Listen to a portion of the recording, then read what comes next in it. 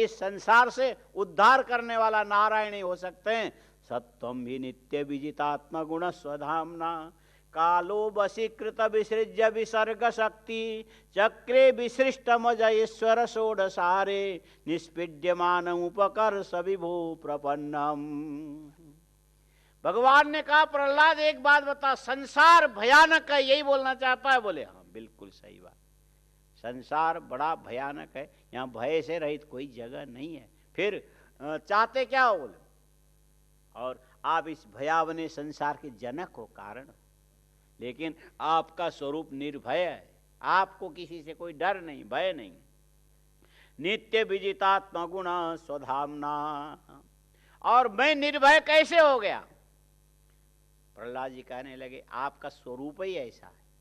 सूर्य जहां जहां जाए वहां सूर्य चाहे कि मैं अंधकार का दर्शन करूं, कभी भी सूर्य अंधकार को देख ही नहीं सकता। सूर्य जहां रहेगा अपने प्रकाश से अंधकार को ऐसे ही मिटा देगा। और आपका स्वरूप ही ऐसा है, जहां जहां आप जाओगे ये जो संसार की दुर्वता है ये सूर्य के प्रकाश में अंधकार के समान नष्ट होते चले जाएंगे। नित्य विजितात्म गुण स्वधामना कालो वशीकृत विसृज्य विसर्ग शक्ति। सारी दुनिया को चलाने वाला जो काल शक्ति है उसको आपने अपने बस में करके रखा। मनुष्यों की आयु में परिवर्तन आता है, भगवान के आयु में कभी परिवर्तन नहीं आता, वो एक जैसे हैं। काल को उन्होंने अपने बस में। विसर्ग शक्ति चक्रे विशिष्ट मजयेश्वर षोडशारे निष्पीड्यमान उपकर सविभो प्रपन्नम। ये 16 जो धार वाले चक्र जिसको बोलते हैं, ये 16 और कोई चीज नहीं है। 5 ज्ञानेन्द्रियां कौन है? और 5 कर्मेंद्रियां, कितने हो गए? और 5 प्राण और मन, यही है संसार चक्र में आपको घुमाने वाले इतने चीजें। ये जो 16 ये सब के सब धारदार हैं, धारदार। ज्ञानेन्द्रियां भी कम दुख देने वाली नहीं है, कर्मेंद्रियां भी इसी प्रकार से आपको दुख देने वाली। हाथ पैर बिल्कुल चल नहीं रहे, लेकिन मन में इच्छा होती है मैं शिमला चला जाऊं, और मन में इच्छा होती कश्मीर में चला जाऊं, और नहीं जा सकते, क्या करें, मेरी भी इच्छा होती तो जाते, लेकिन जाते तो वहां पर बाढ़ में डूब जाते। तो ये किसी को याद नहीं आता, लेकिन मन तो करता ही है ना। तो गति देने वाला, संकल्प करने वाला मन है, गति देने वाला प्राण है, और साथ में भोग के साधन जुटाने वाला ये आपकी इंद्रियां हैं। ये सब के सब आपके मित्र नहीं है, शत्रु हैं, हमेशा आपको सताने वाले हैं। और ये 16 प्रकार के दांत के बीच में जीवात्मा बेचारा पीछे जा रहा है, पीछे जा रहा है। इससे बचने का उपाय क्या है? उपाय यह है कि हे भगवान तुम यदि कृपा करो, उस संसार चक्र से किसी को भी उठा के अपने शरण में लगा सकते हो। आपके कृपा के बिना यहां सुखी होना किसी के लिए संभव नहीं है। दृष्टा मया दिवि विभो खिल धृष्णपानाम आयुश्रियो विभवैच्छति यांजनोयम स्मत्पितु कुपित हास विजृंभित भ्रू विस्फुर्जितेन लुलिता सतुते निरस्त। भगवान नृसिंह ने कहा प्रहलाद चिंता मत कर, तू जो चाहे वही मैं कर दूंगा। तुम चाहो तो मैं तुमको इंद्र पद भी दे दूं, तुम चाहो तो मैं तुमको ब्रह्मा की पद भी दे दूं, तुम चाहो तो मैं तुमको सिद्धों के अधीश्वर बना दूं, कुबेर बना दूं, अष्टवसु में से कोई भी निर्भय रहने वाले पद भी प्रदान करूं। प्रहलाद जी ने कहा मैंने सब देख लिया, हमको चक्कर में नहीं डालो, इसमें कोई दम नहीं है। क्यों दम नहीं है? बोले ये मेरे पिता जो मर गए ना, वो एक बार जोर से गरजने लगते थे, ब्रह्मा से लेकर के रसातल पर्यंत जितने भी बड़े बड़े पद वाले हैं सब कांपने लगते थे, कब मरेंगे कब मरेंगे। और ऐसे प्रभावशाली हिरण्यकशिपु को आपने खेल खेल में नीचे पटक दिया। अब भला बताओ ये पद मेरे लिए महत्वपूर्ण कैसे होंगे? हम तो यही मानते हैं कि ये संसार के जितने पद भी हैं ये मोहजाल में फंसाने का साधन है, हमको इनमें से कुछ नहीं चाहिए, केवल आपकी शरणागति चाहिए। तस्माद अमुस्तनुभृता अहमाशिषोज्ञ आयुश्रियम विभवम इंद्रियम विरिंचा इंद्रियमां विरिंचात नेच्छामि ते विलुलितानुरूप विक्रमेण कालात्मनोपनय माम निज भृत्य पार्श्वम। बोले दुनिया की निंदा में लगा है, तेरी बुद्धि नकारात्मक है, अच्छा नहीं है। सकारात्मक सोच रखना चाहिए, हर चीज को अच्छा मानना चाहिए। तू बुराई बुरा मानता है, अरे तू छोटा सा बच्चा है, तेरी आंखें कितनी अच्छी है, तेरे अंग प्रत्यंग कितने निर्दोष हैं, तेरी बुद्धि भी कितनी अच्छी है, कुल भी तुमको कितना अच्छा मिला, इतना भरा पूरा बढ़िया संसार, ये जो दैत्यों के अधिश्वर में तुमको बना दूंगा, तुमको कोई कमी है, और संसार के भोग भोगो, आनंद करो, खूब मजा लो, कोई बात नहीं, तुमको कहीं कोई चीज जरूरत नहीं, न वैकुंठ न भगवान न शरणागति, इसकी कल्पना छोड़ दे। प्रहलाद जी कहने लगे धोखा मत दो। कितना नजदीकी संबंध रहा हो। नृसिंह भगवान से प्रहलाद जी बोलते हमको धोखा मत दो। क्या धोखा क्या दे रहे? तस्माद अनुस्तमुभृताम अमाशिषोज्ञ आयुश्रियम विभवम इंद्रियमा विरिंचात। चाहे ब्रह्मा हो, चाहे चींटी हो, चाहे आदमी हो, चाहे देवता, थोड़ी दिन बड़ा अच्छा लगता है, थोड़ी दिन हर चीज, थोड़ी दिन हर चीज बड़ा अच्छा लगता है। गधे का भी बच्चा छोटा होता तो कितना सुंदर लगता है, इधर घूमता है, इधर घूमता है, उछल कूद मचाता, बड़ा सुंदर। और बड़ा होने के बाद पहले लोग ऐसा बोलते थे, लोग मजाक वाले भी पता नहीं क्या क्या करते, भगवान जाने। एक सज्जन हमको कहते गधे का बच्चा और पता नहीं किसका बच्चा, दोनों बचपन में बड़े अच्छे रहते हैं। समझ में आ गया होगा? खूब मस्त एकदम खाते पीते घूमते बड़े सुंदर लगते हैं, और बड़े होने के बाद क्या करते? बोले ट्रांसपोर्ट का धंधा करते। वही तो करेगा। अच्छा, और करते करते उम्र बीतती चली जाएगी। हर क्षण जो समय चलता है, आपकी इंद्रिय शक्ति, आयु शक्ति, बल शक्ति, ओज शक्ति, वाक शक्ति, चिंतन शक्ति, बाद में तो ऐसा होगा कि इधर चाय पी के वो कप उधर हटाया नहीं, थोड़ी देर में बोलने लग जाता तुमने हमको चाय नहीं पिलाया। स्मृति शक्ति भी खत्म होती। किसने खत्म किया? फोन बंद करो। इसीलिए ये काल किसी को छोड़ता नहीं है। ऐसी स्थिति में तत्काल अच्छा लगने वाला संसार यदि मैं आपको प्राप्त करूं, इससे मैं कभी सुखी होने वाला नहीं हूं। आयु श्रियम विभव इंद्रिया विरिंचात नेच्छामि ते बिलुलितारु नुरुविक्रमेण कालात्मनोपनयमाम निज भृत्य पार्श्वम। जहां ये समय हमको छू न सके, ऐसी जगह मैं जाना चाहता हूं। ये और कोई जगह नहीं है, ये आपके चरण के सेवक बन करके हम रहने लग जाए। ये सारी दुनिया को डराने वाला समय, और वो हमसे डरा करेगा। हे भगवान, मुझे अपने चरण की सेवा में, सेवा करने वालों के नौकरों के मंडली में शामिल कर दो, बस मेरा ऐसे ही कल्याण हो जाएगा। कुत्राशिष श्रुति सुखा मृग तृष्ण रूपा क्वेदम कले वरमशेष रुजाम विरोह निर्विद्यते न तु जनो यदपीति विद्वान कामानलम मधुलवै समयन दुरापै। भगवान ने कहा प्रहलाद, इतने सारी दुनिया के अंदर तू ही ऐसा निकला कि संसार की उपेक्षा करके मेरी शरणागति प्राप्त करना चाहता। दुनिया में कोई भी ऐसा आदमी हमने और किसी को देखा नहीं, तेरी बुद्धि ऐसी क्यों हो गई? प्रहलाद जी बोलने लगे सबने नशा पी रखा है, नशा, सारी दुनिया नशे में है। नशा बोलते हैं, नशा में आदमी को होश आवास नहीं रहता है।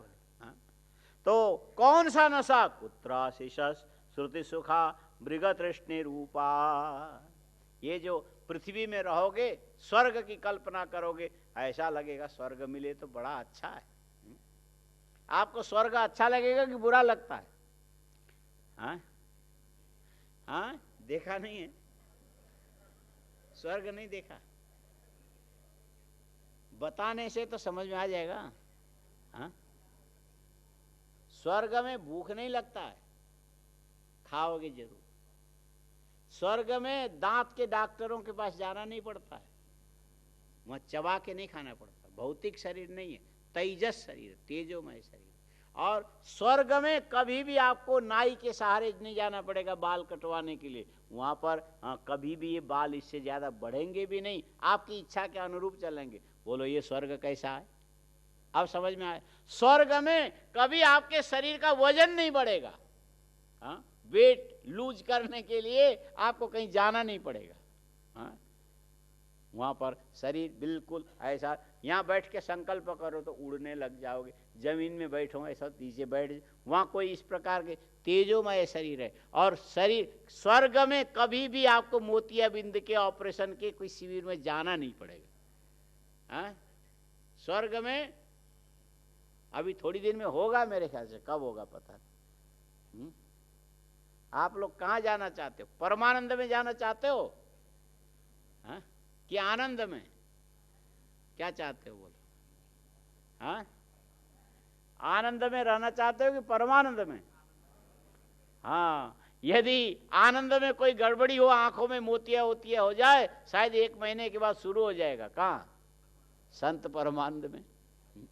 और स्वर्ग में ऐसा कोई हॉस्पिटल नहीं है, आंखों के ऑपरेशन के शिविर की वहां कोई जरूरत नहीं। आपके नेत्र वहां पर हमेशा के लिए दिव्य बने रहेंगे। हाँ, कोई कमी उसमें नहीं। और स्वर्ग में कभी जो कुछ भी खाने की इच्छा हुई बनाने की जरूरत नहीं। इतने बड़े स्वर्ग में कोई भी नहीं है, एक भी हलवाई नहीं पहुंचा स्वर्ग में।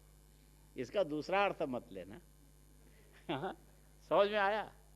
स्वर्ग में कोई नहीं, हल्दीराम भी नहीं, कोई नहीं है। हाँ, चाइनाराम, हल्दीराम कोई नहीं है।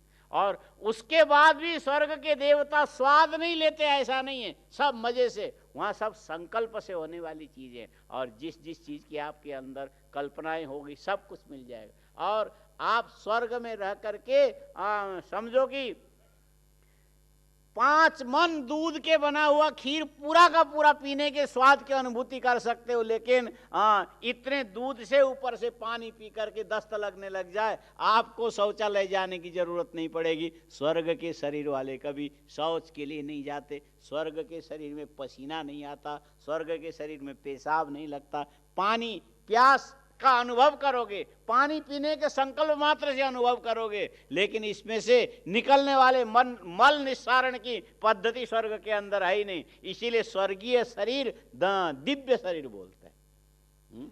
स्वर्गीय शरीर कैसा है? दिव्य शरीर है। अब बोलो, ऐसे स्वर्ग में यदि आप जाना चाहो तो कैसा रहेगा बोलो? हाँ हाँ, अच्छा रहेगा, ठीक है। पहले तो बोल रहे थे हाँ, स्वर्ग नहीं जाओगे, वापस आना पड़ेगा। यहाँ बैठे रहोगे दिन भर, वापस जाने के लिए यहाँ आए हो, ऊपर से बनावटी बात करते हो। हाँ, कौन सी ऐसी जगह जहाँ वापस ना आने के लिए जाते हो? उसके लिए तो फिर एक कुआं खोदना पड़ेगा और डाल के ढक्कन से ढकना पड़ेगा। अरे आने के लिए भी तो कम से कम अमेरिका घूमने जाते हो, वहीं रहने के लिए थोड़ी जाते हो, वापस तो आते हो। हाँ?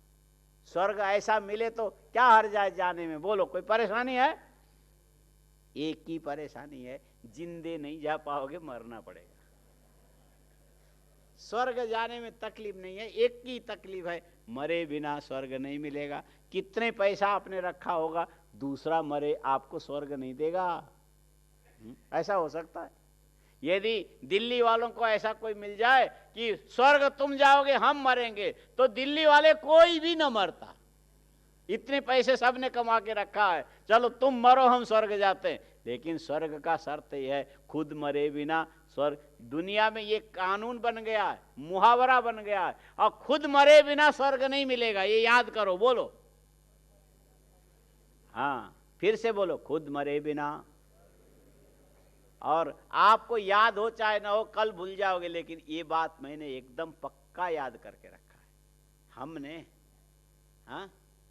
हमने ये बात अंदर पक्का करके रखा, खुद मरे बिना स्वर्ग नहीं। कई लोग बोलते हैं, ये स्वामी जी आप ये काम क्यों करते हो, आप आज्ञा दे दो सब हो जाएगा। हम कहते हैं हाँ मुझे पता है, आज्ञा दे देंगे तो घूम करके वो काम फिर मेरे सिर पर आएगा।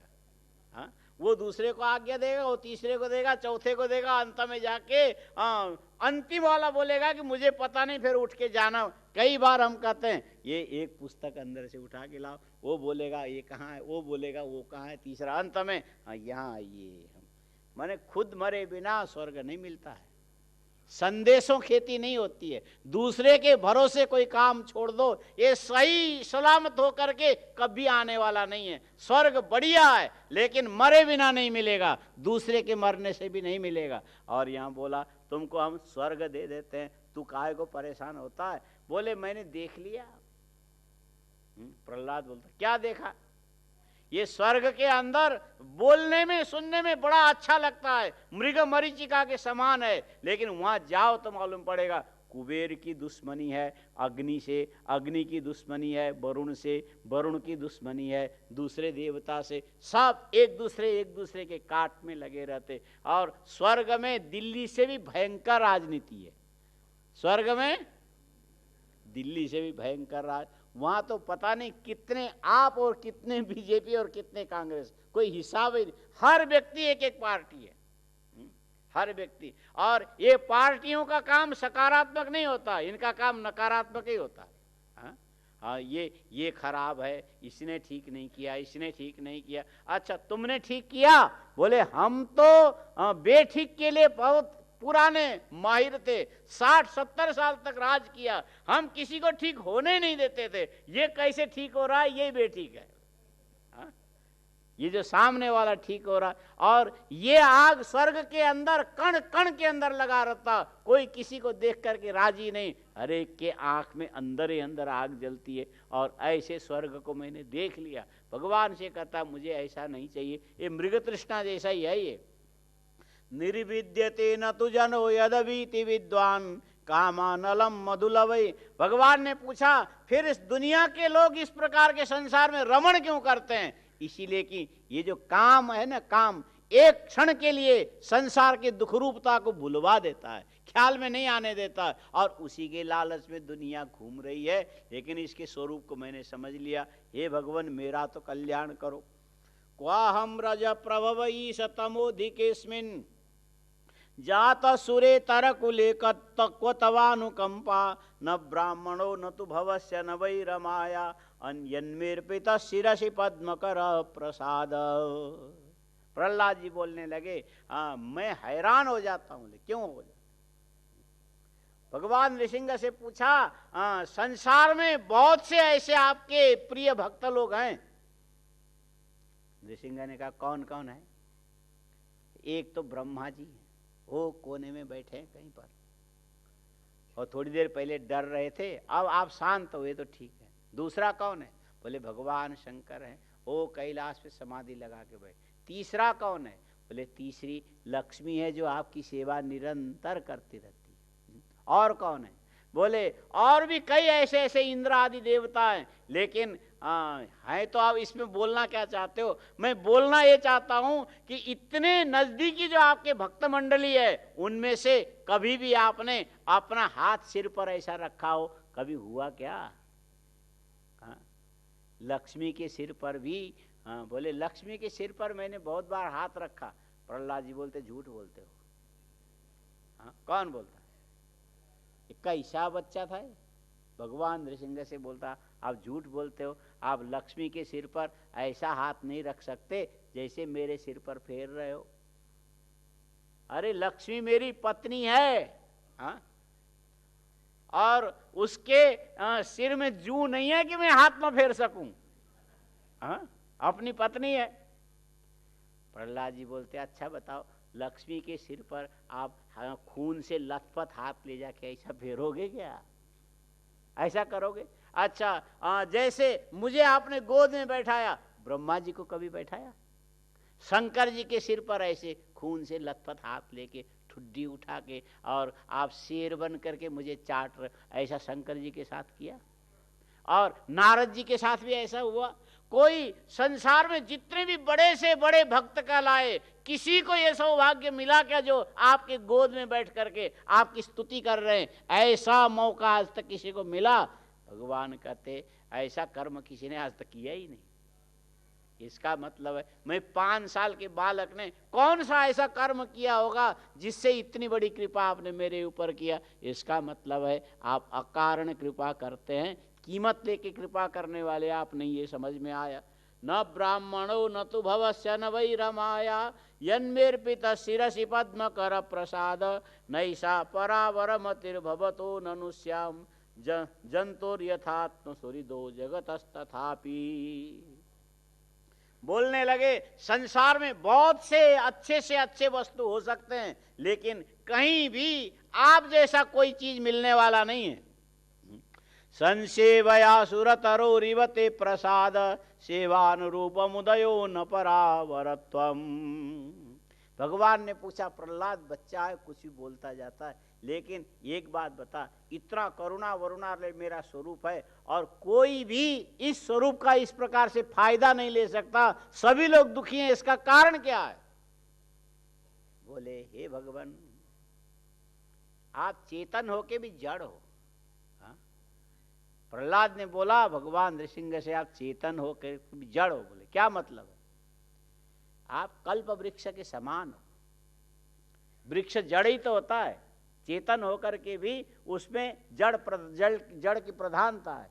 और क्या विशेषता? विशेषता ये है कि कल्प वृक्ष की छाया में यदि गधा चला जाए तो गधा क्या मांगेगा? थोड़ा हरा दूब, थोड़ा सूखा घास कल्प वृक्ष दे देगा। और कल्प वृक्ष की छाया में कोई दिल्ली का व्यापारी चला जाए तो क्या मांगेगा? पैसा, धन, इतने गुने बढ़ने चाहिए, कल्प वृक्ष दे देगा। और कल्प वृक्ष की छाया में जाके देवराज इंद्र क्या मांगेगा? ये सारे दैत्य नष्ट हो जाएंगे एक बार, और उससे अलग होते ही फिर नया पैदा भी हो जाएंगे। हर मांगने वाला अपने अपने संस्कार लेकर के जाता है, लेकिन कल्प वृक्ष किसी को भी ये नहीं बोलता तुमको ये अच्छा नहीं लगेगा ये मांग, ये अच्छा नहीं लगेगा ये मांग। ये बोलने का आपका स्वभाव नहीं है। आप केवल सुरतरु माने कल्प वृक्ष के समान है, व्यक्ति के इच्छा के अनुरूप फल प्रदान आप करते हैं। अब समुद्र के किनारे कोई जावे और जरा दाल परोसने वाले करछी लेकर के जाए, समुद्र में नीचे डुबा के बाहर लावे, उसमें कितना पानी आएगा? 12 लीटर पानी जाने वाले घड़ा लेके जाओगे समुद्र में, क्या 40 लीटर पानी उसमें आएगा? और तुम्हारे अंदर जितनी पात्रता होगी उतनी पानी आएगा। और समुद्र में ले जाके भाला मारोगे, 20 लीटर पानी भाले के डर के मारे भाले के साथ बाहर आने वाला नहीं है। वो भाला खाली डूबेगा, बाहर निकल के आएगा, कुछ भी लेके नहीं आएगा। ठीक इसी प्रकार आप सुरतरु माने कल्प वृक्ष के समान है। कल्पना करने वाले ने यदि मोक्ष की कामना कर लिया तो आपके सन्निधि में उसकी प्राप्ति निश्चित है, लेकिन कल्पना करने वाला अपने स्वरूप को उस लायक कभी बनाता ही नहीं। आप लोग सब के सब यदि भगवान नृसिंह के सामने पहुंचे तो इसमें से एक आदमी भी मोक्ष की कामना नहीं करेगा, पूरा विश्वास है। समझ में आया? हे भगवान, हे नृसिंह, मुक्ति दीजिए, कोई नहीं बोलेगा। यहाँ जितने बैठे कोई नहीं बोलेगा, पक्की बात है। सब कहेंगे भगवान आपने दर्शन दिया, बड़ा अच्छा हुआ, प्रहलाद चरित्र सुना, इसका इतना बड़ा महत्व हम तो नहीं जानते थे, आप आ गए, अब आप आ ही गए तो चलो इतना काम करके चले जाओ। मेरी पत्नी बीमार है, उसके कूल्हे में हड्डी खिसक गई है, उसको जोड़ दो। इससे ज्यादा आप नहीं मांगोगे। बोले वायु की बीमारी है, पेट में गोला सा घूमता है, जरा आपकी कृपा से वो ठीक हो जाए। तीसरा, मेरी दुकान बहुत दिन से खुला तो है लेकिन कुछ दिन से गड़बड़ चल रहा है और बाजू में एक दूसरा दुकानदार वही सामान लेके बैठ गया, आप कृपा करो उसका सत्यानाश करके आग लगवा दो, मेरा चला दो। हाँ, हमारे पास मांगने के इसी ढंग की चीजें हैं, सब अलग अलग ढंग के। और सबके मन के अंदर के जो नमूने हैं ना, बाहर यदि चित्र के रूप में फैला दिया जाए तो कोई भी देखने लायक नहीं है। मन के अंदर के संकल्प के ताने बाने इसी ढंग के हैं, लेकिन भगवान किसी को मना नहीं करते। ये तेरा मांगना ठीक नहीं है, जैसा जिसने मांगा वैसा दे दिया। आदमी की बुद्धि जैसी वैसे तो मांगेगा। एवं जन्म निपतितम प्रभवाहि कूपे कामा विकाम मनुय प्रपतन बस प्रसंगात कृत्वात्मसात सुरर्षिणा भगवन गृहीत सोहम कथम नु विसृजे तव भृत्य सेवाम। भगवान ने कहा प्रहलाद मैं तुमको लेकर के चला जाता हूं। कहाँ जाओगे? हरिवर्ष में जाऊंगा। हरिवर्ष, ये अनेक वर्षों में एक हरिवर्ष है, वहाँ जाके तू रहेगा मैं रहूँगा, दोनों रहेंगे हम लोग बड़े आराम से। बोले नहीं जाऊँगा। भगवान कहते गजब का आदमी है तू, मैं बच्चा हूँ तो क्या हुआ बच्चा हो, अरे बच्चे बादशाह से भी बड़े होते हैं। एक बार बीरबल राजा अकबर की सभा में देर से आया।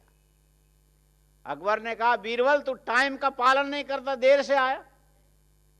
बोले जहां पना माफ करना, छोटा बच्चा रोता रहा, माना नहीं, इसीलिए देर हो गई। बड़ा भारी मंत्री और बुद्धिमान, दुनिया का सबसे बड़ा बीरेमन, वो लोग ब्राह्मण नहीं बोलते थे, बीरेमन बोलते थे।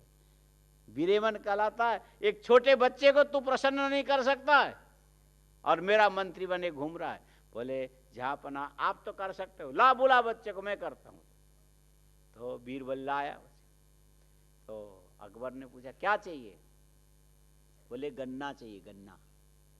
हाँ, तो अकबर भी सोचने लगा अच्छा गन्ना, गन्ने पर तो महाराष्ट्र और उत्तर प्रदेश में राजनीति चलती, इसने यहाँ मंगाया, क्या करेगा पता नहीं, लाओ भाई ये गन्ना ला के दे।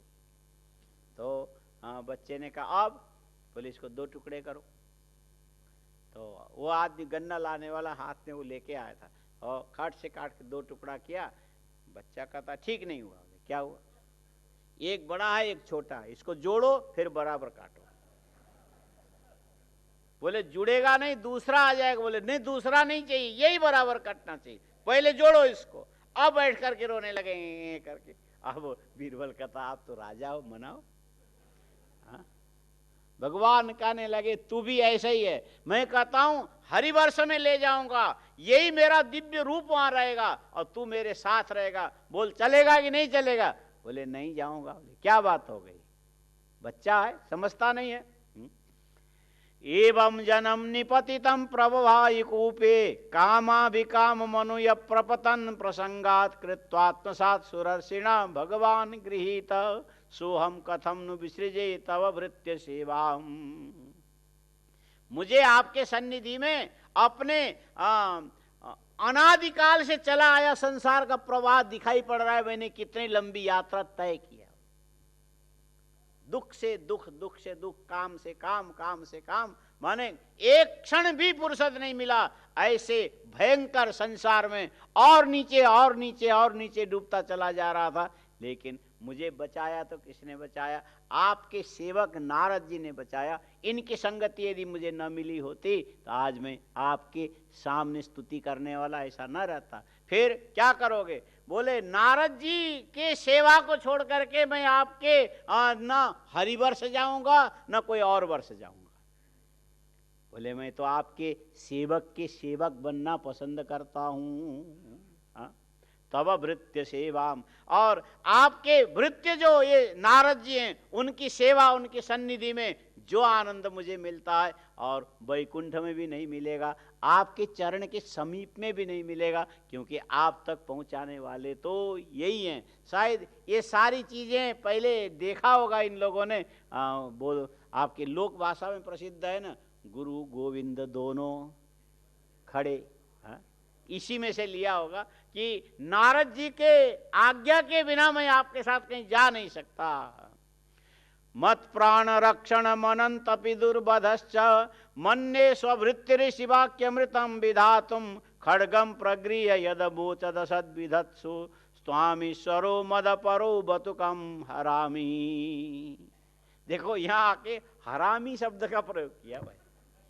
हाँ, समझ में आया? ये अच्छा है कि खराब है? हाँ, हरामी शब्द अच्छा है? हाँ,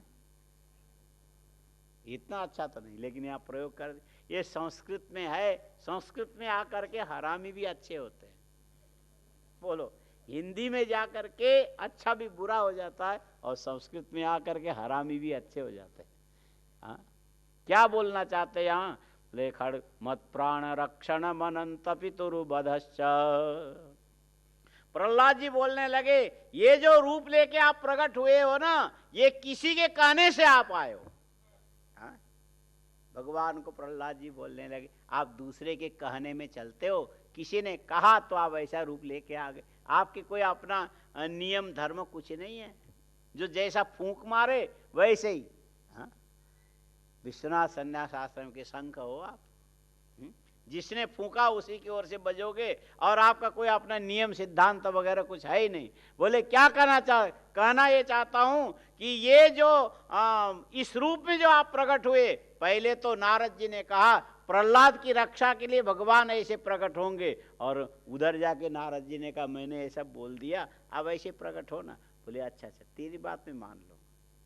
दूसरी बात, हिरण्यकशिपु ने मुझे मारने के लिए हाथ में खड्ग उठाया, बोला तेरा रक्षक यदि कहीं है तो बोल, ये खंबे में क्यों नहीं दिखता है? और हमने कहा दिया इस खंबे के अंदर है, तुम देख लो। और मेरे कहते ही दो व्यक्ति के कहने से इस लोहे के खंबे से प्रकट हुए। आपके माँ बाप कोई नहीं है, लोहे का दो टुकड़ा है।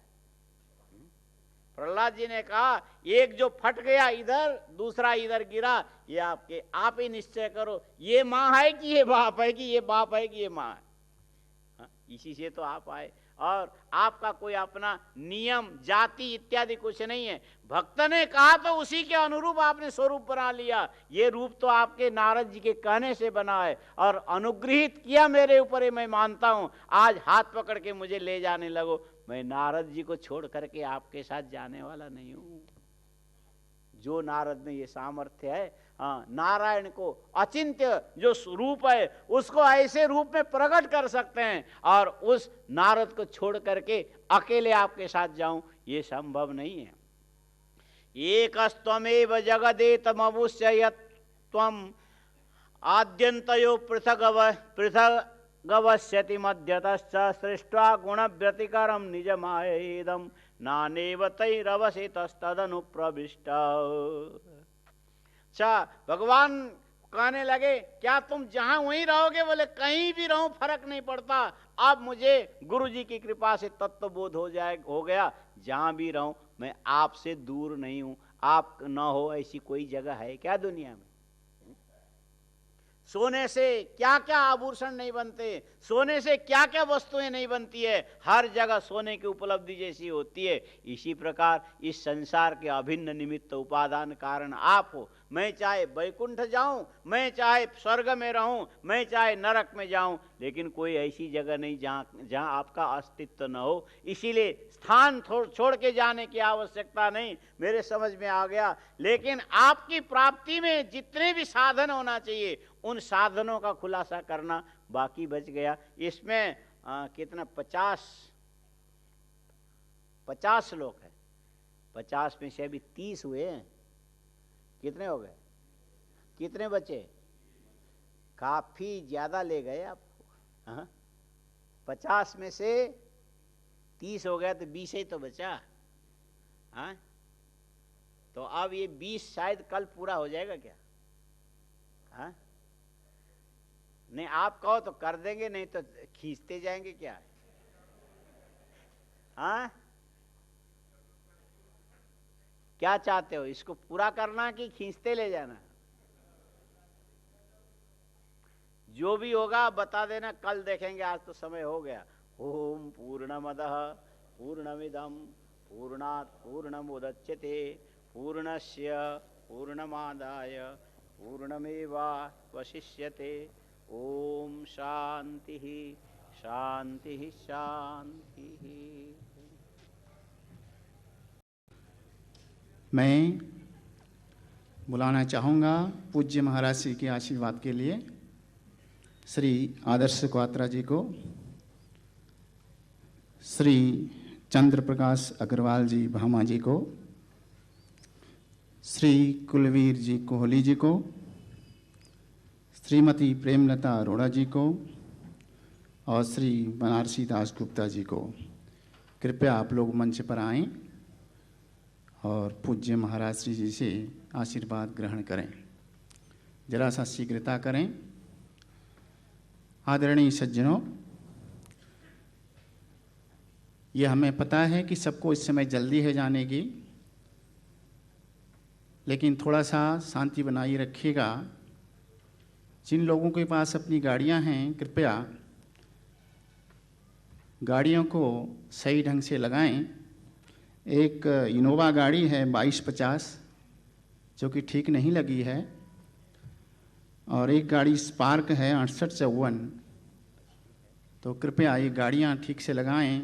और आपसे एक निवेदन हम कर रहे हैं कि आप पूज्य महाराज जी की गाड़ी जाने के बाद ही अपनी गाड़ियाँ निकालें, ताकि रोड में जाम ना हो। और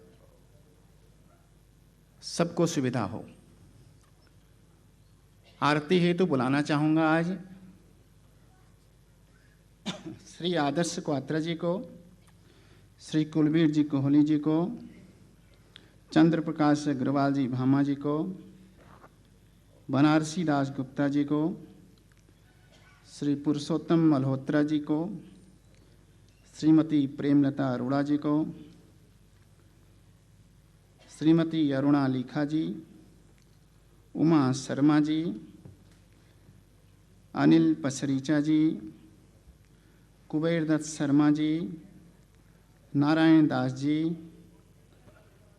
पवन बंसल जी, आर के गुप्ता जी और महेश गुप्ता जी। कृपया आप लोग नीचे आरती के लिए पंक्तिबद्ध होकर के खड़े हो जाएं, ताकि आरती का कार्यक्रम शुरू हो सके। कुछ सूचनाएं आपको देना चाहूँगा।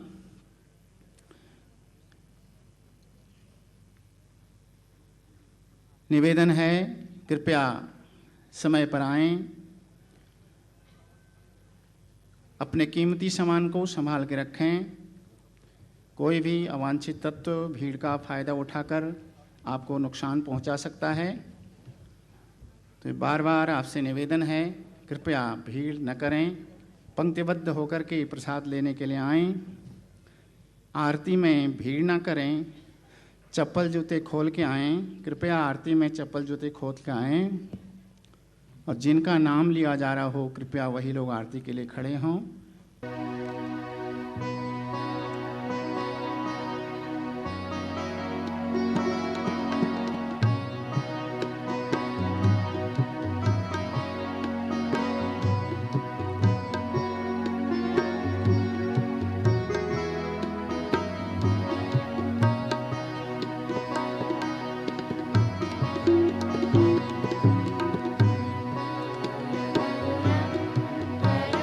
करुणावतारम्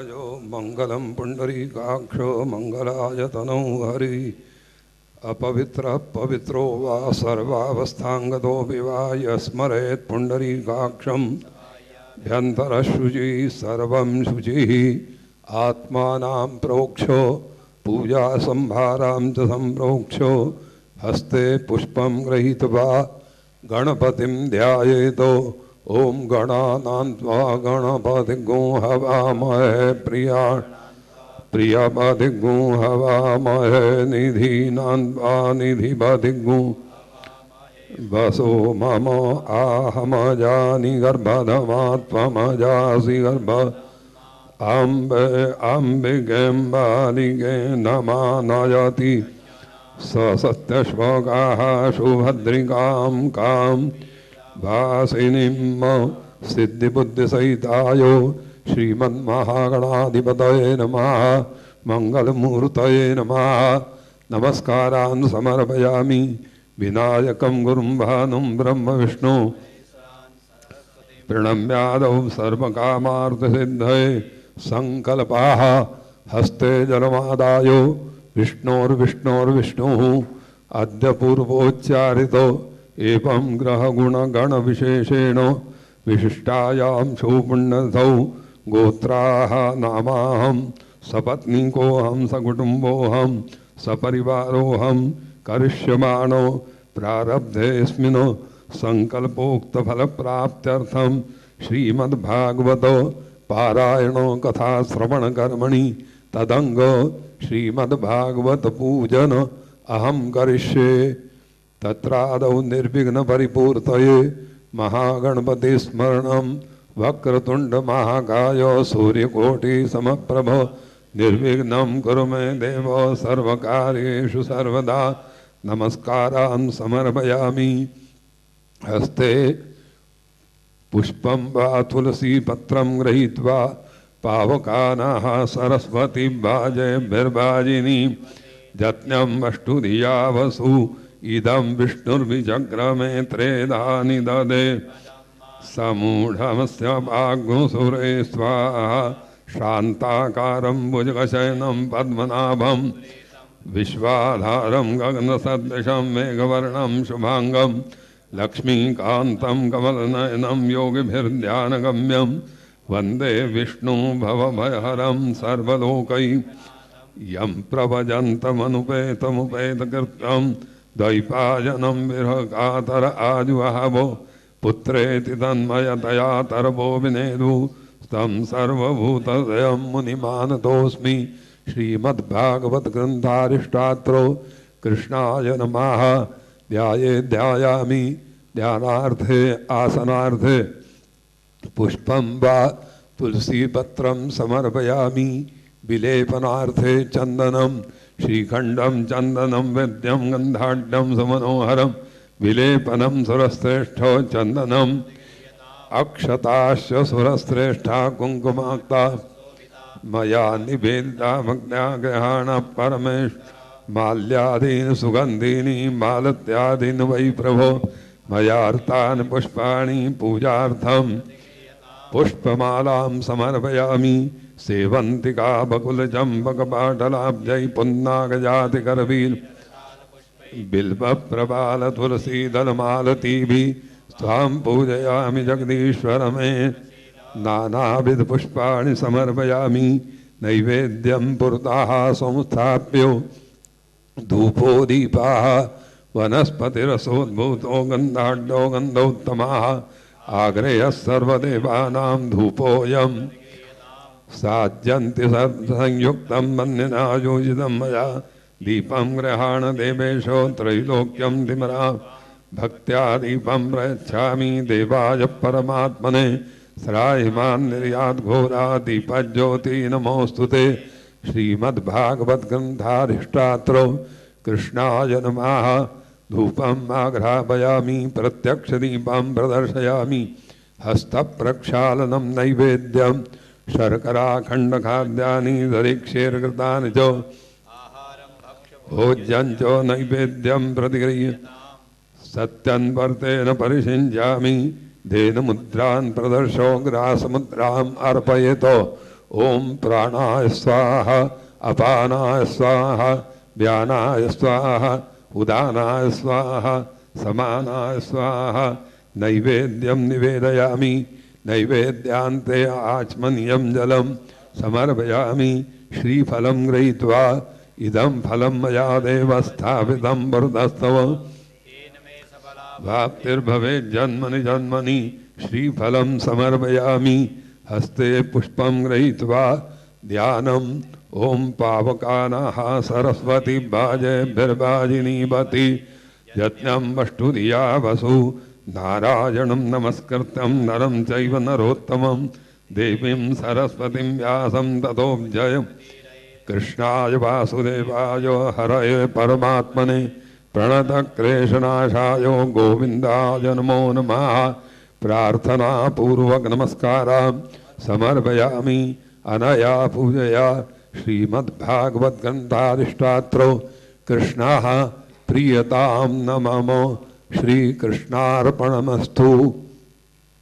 सद्गुरुदेव पूजनम नमो गुरुभ्यो गुरुपादुकाभ्यः नमः परेभ्यो परपादुकाभ्यः आचार्य सिद्धेश्वर पादुकाभ्यो नमोस्तु लक्ष्मीपति पादुकाभ्याम् आनन्दमानन्दकर प्रसन्नं ध्यानस्वरूपम् योगीन्द्रमीड्यं भवरोगवैद्यं श्रीमद्गुरुं नित्यहं गुरुर्ब्रह्मा गुरुर्विष्णु गुरुर्देवो महेश्वरः परब्रह्म तस्मै श्रीगुरवे नमः। नमस्कारान् समर्पयामि तिलकाशीर्वादाः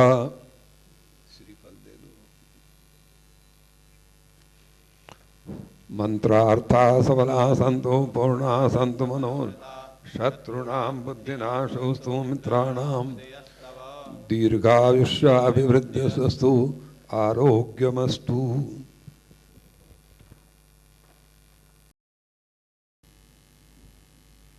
परम पूज्य प्रातः स्मरणीय निरंजन पीठाधीश्वर महाराज श्री के चरणों में वंदन करते हुए आप सभी का, सभी भक्त श्रोताओं का मैं स्वागत करता हूं, सहृदय अभिनंदन करता हूं।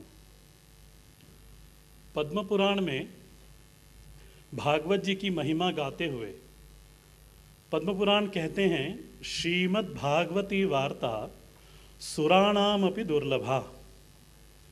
भागवत जी की जो कथा है ये सुराणाम अपि, देवताओं के लिए भी दुर्लभ कथा है।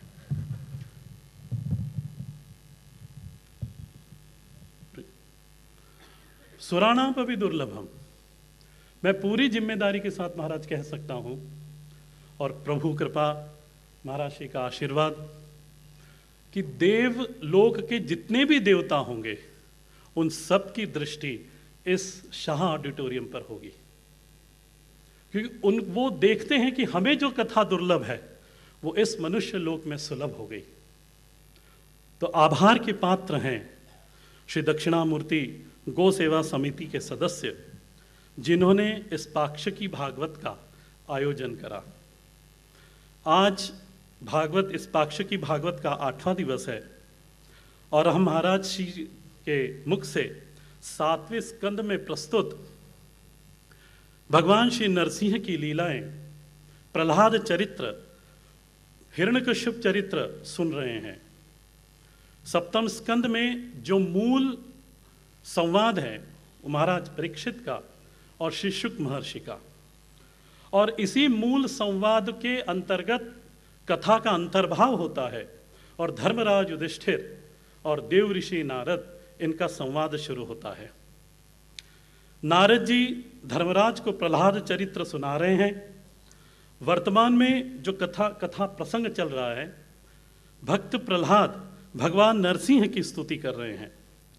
भगवान नरसिंह अपने पूर्ण रौद्र रूप में विराजमान है और ये 5 वर्षीय भक्त प्रहलाद पूर्ण निर्भयता के साथ करबद्ध होकर और अपनी दृष्टि भगवान के श्री चरणों पर टिकाकर भगवान की स्तुति कर रहा है। नरसिंह भगवान ने जब इस निर्भय बालक को देखा तो उनको बड़ा आश्चर्य हुआ कि सब लोग तो मुझसे डर के चले गए, पर ये बालक किस तरह से निर्भय हो रहा है। तो वो पूछते हैं, भगवान कहते हैं कि सुनो प्रहलाद, समग्र निर्भयता की प्राप्ति ज्ञान होने पर ही होती है। क्या तुम्हें मुझे मेरे तत्व का ज्ञान हो गया? प्रहलाद हाथ जोड़ के करबद्ध होके कहता है कि महाराज, मुझे तत्व का तो ज्ञान नहीं है, ये जो निर्भयता है मुझ में, ये मैंने अपने गुरुदेव से आपके कथा प्रसंगों को सुना है, आपके गुणानुवादों को सुना है, आपके स्वभाव के बारे में जाना है कथा के द्वारा, और उसी से मेरे अंदर एक विश्वास उत्पन्न हुआ है, आपके प्रति एक दृढ़ प्रेम उत्पन्न हुआ है प्रभु। बस उसी के चलते ये निर्भयता मेरे में है, ज्ञान की निर्भयता तो मुझ में नहीं है। प्रहलाद कहते हैं, बिल्कुल विनम्रता के साथ प्रहलाद कह रहे हैं कि महाराज मैं डरता तो हूं। किससे डरता हूं? तो बोले जो संसार है ना, 16 आराओं वाला जो संसार है, जिसमें 16 शूल हैं, बोले इस संसरण के वाले संसार से, जिसमें जन्म मृत्यु लगी हुई है महाराज, उससे मैं डरता हूं। मेरे अनंत कर्म, मेरे अनंत संस्कार, मेरी अनंत वासनाओं के बंधन से प्रभु मैं भयभीत होता हूं। और किससे भयभीत होते हो? बोले महाराज संसार की में जो वैषमता है, यही महाराज आपकी माया है, मैं इस आपकी माया से भयभीत होता हूं। प्रहलाद अपने हृदय की वेदना भगवान श्री नरसिंह के सामने प्रस्तुत करते हुए बोलते हैं कि प्रभु इस संसार में कहीं पर विश्राम नहीं है। भगवान पूछते हैं प्रहलाद से, क्या चाहते हो प्रहलाद? प्रहलाद बिल्कुल करबद्ध होकर कहते हैं, महाराज आप प्रसन्न हो और मुझे आपके चरण कमलों का दास बना लीजिए, क्योंकि ये जो आपके चरण कमल है, बोले ये जीवों का एकमात्र आश्रय है और मोक्ष स्वरूप है। प्रभु अपने इस चरण कमल रूपी जो वैकुंठ में प्रभु, यहां पे किसी भी प्रकार का कर्म लेप नहीं है, न पाप है न पुण्य है, न इनसे उपस्थित हुआ फल है, न उन फलों के द्वारा बंधन है, न यहाँ पे कोई भोग है, और यहाँ पे किसी भी प्रकार की ममत्वता प्रभु मुझे दिखती नहीं। भगवान है तो रौद्र रूप में, परंतु प्रहलाद की इस बात को सुनकर मन ही मन बड़े मुस्कुराते हैं और प्रत्युत्तर में प्रहलाद को कहते हैं, एक तरह से यहाँ ऐसा दिखाई देता है, भागवत जी संकेत करती हैं, कल महाराज जी ने भी इसी तरह से संकेत करा था कि मानो नरसिंह भगवान परीक्षा करते हैं भक्त प्रहलाद की, और उसके सामने बहुत सारे से नाना प्रकार के प्रलोभन प्रहलाद के सामने प्रस्तुत करते हैं। उसको सबसे पहले स्वर्ग का प्रलोभन देते हैं कि मैं प्रसन्न हूं तुझसे, तू स्वर्ग मांग रहे, मैं तुझे स्वर्ग देने को तैयार हूं। स्वर्ग से जो तुल्य इतर लोग हैं, बोले मैं वो भी देने को तुझे तैयार हूं। क्या मांगते हो प्रहलाद? पृथ्वी पर रहना चाहते हो, मैं तुम्हें इस पृथ्वी का सुख भी देने को तैयार हूं, छत्रपति राजा बनाने को तैयार हूं। पूर्ण अनुनय विनय के साथ करबद्ध होकर प्रहलाद कहते हैं कि प्रभु इन सब की अनित्यता मैं जान गया हूं। प्रभु आपसे विमुख होकर कौन सुखी रहा है? मुझे तो केवल आपके चरणों का आश्रय, एकमात्र चरणों का आश्रय चाहिए। कल महाराज जी ने संकेत करा, भागवत जी संकेत करती हैं कि भगवान कैसे हैं, तो बोले आप कल्पतरु हो प्रभु, आप मुझ पर कृपा करो। इस तरह से अनुनय विनय करते हैं। प्रहलाद की स्तुति से प्रसन्न होकर भगवान नरसिंह कहते हैं कि ठीक है प्रहलाद, मैं तुम्हें हरिवर्ष लेके चलता हूं और वहां पे हम दोनों रहेंगे। प्रति उत्तर में प्रहलाद कहते हैं कि नहीं प्रभु, मैं अपने गुरुदेव श्री नारद जी को छोड़ के कहीं नहीं जाऊंगा। बोले जिन गुरुदेव की कृपा से मुझे आपके बारे में ज्ञान हुआ है, आपके गुणानुवाद, आपके स्वभाव, आपकी कथा मैंने उन्हीं से सुनी है, और आज जो आप मुझे मेरी रक्षा के लिए यहां आए हो, ये मेरे गुरुदेव की प्रेरणा ही है आपको। मैं उस गुरुदेव को कभी छोड़ूंगा नहीं, गुरु ही मुझे अपने आत्म सुख में स्थित करेगा। प्रभु भगवान और प्रसन्न होते हैं प्रहलाद के ऊपर। प्रहलाद कहते हैं कि प्रभु आप संपूर्ण जगत, ये जो संपूर्ण चराचर जगत दिखाई दे रहा है, ये प्रभु आप ही का श्री विग्रह है। आप ही इसके आदि में कारण रूप में हैं, अंत में शेष प्रभु आप ही बचेंगे। और बीच में जो इस जगत की प्रतीति हो रही है, ये महाराज केवल आपका ही विग्रह स्वरूप है। आज की कथा में हम महाराज जी से प्रभु के प्राप्ति के जो रहस्य हैं, जो साधनाएं हैं, प्रहलाद जी के पूछने पर भगवान नरसिंह उनको प्रकट करते हैं, और आज महाराज जी के श्रीमुख से हम वही श्रवण करेंगे।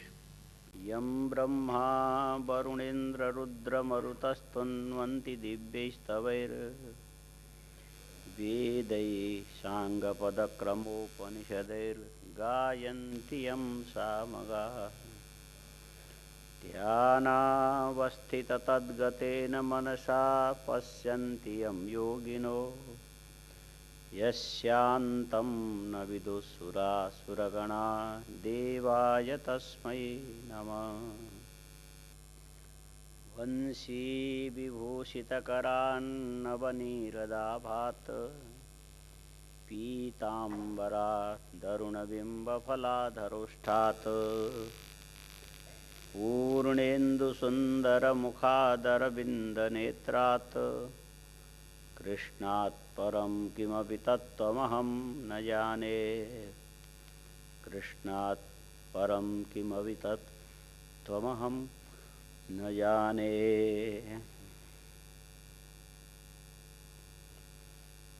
त्वं वा इदं सदसदीश भवांस्ततोऽन्यो माया यदात्मपरबुद्धिरियं यपार्था यद्यस्य जन्मनिधनं स्थितिरीक्षणं च तद्वै तदेव वसुकालवदष्टतर्वो न्यस्येदमात्मनि जगद्विलयाम्बुमध्ये शेषेत्मना निजसुखानुभवो निरीह योगेन मीलितदृगात्मनि पीतनिन्द्र स्तूर्ये स्थितो न तु तमो न गुणांश्च युङ्क्ते।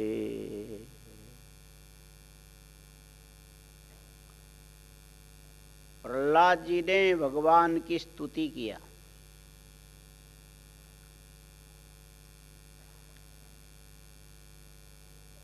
कुछ विद्वान लोग ऐसा भी बोलते हैं,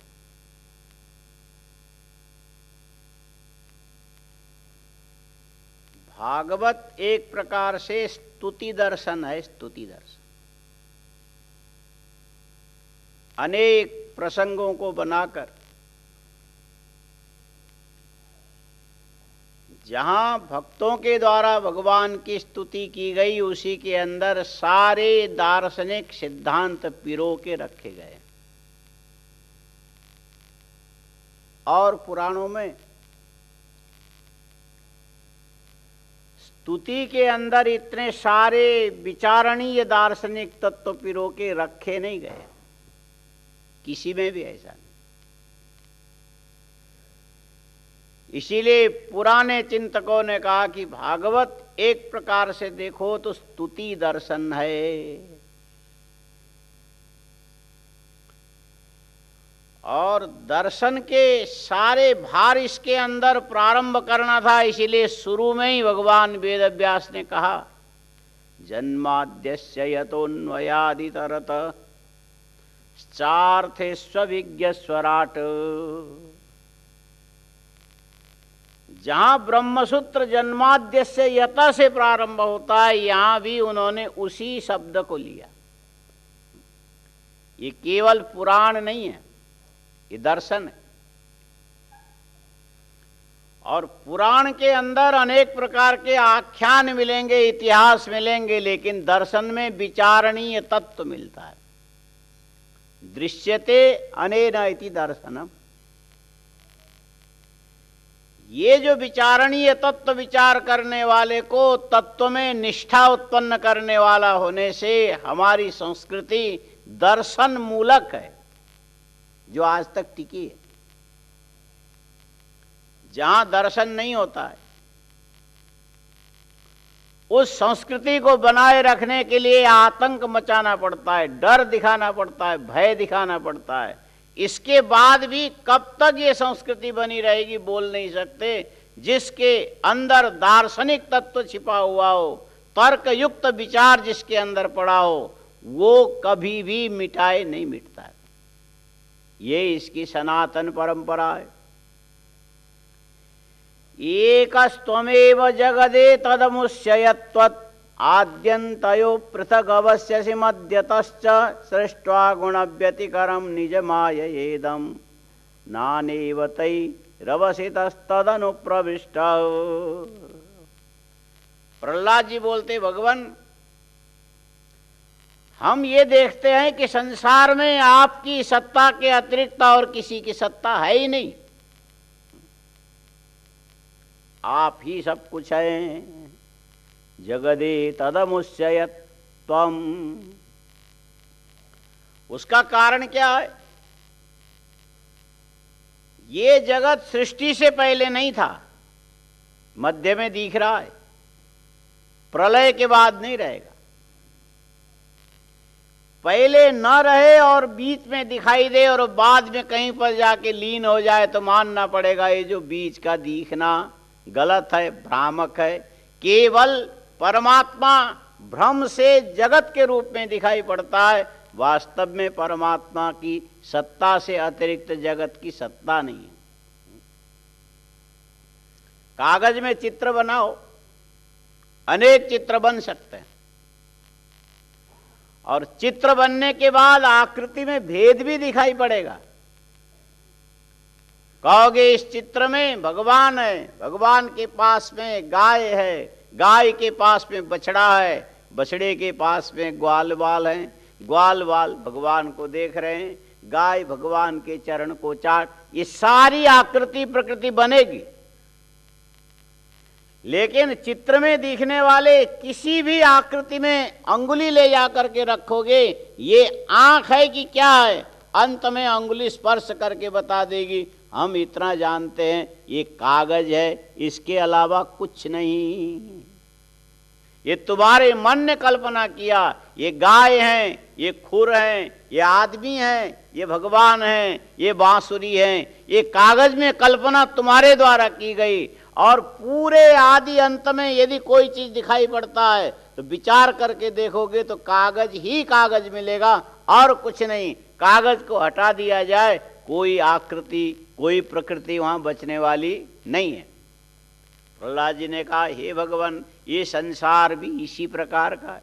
एकस्त्वमेव जगदे तदमुष्ययत्वम्, जगत एकमेव अद्वितीय आपकी सत्ता के अंदर विद्यमान है। ये देखने वाले की भ्रांति हुई, जिसके चलते कागज में चित्र के समान इस आपके स्वरूप के अंदर प्राणी ने अलग अलग रूप से जगत की कल्पना की। इसमें आपकी सत्ता के अतिरिक्त और किसी की सत्ता नहीं है। आद्यन्तयो पृथग गवस्यसि मध्यतश्च, चित्र बनने से पहले भी कागज था और पानी में घुल जाने पर चित्र बिगड़ने के बाद भी कागज का अस्तित्व बना रहेगा। मध्य में जो दिखाई पड़ा ये तुम्हारी दृष्टि की भ्रांति है, वास्तव में चित्र नाम की कोई चीज नहीं है। जहां तुम्हारी दृष्टि पड़ी, कागज से अतिरिक्त तुम्हारी दृष्टि नहीं पड़ी, कागज में जरूर पड़ी। चित्र की कल्पना ही कागज का बोध होते हुए भी तुम्हें नहीं होने देता। ये तुम्हारे मन के अंदर के संकल्पगत भ्रांति है।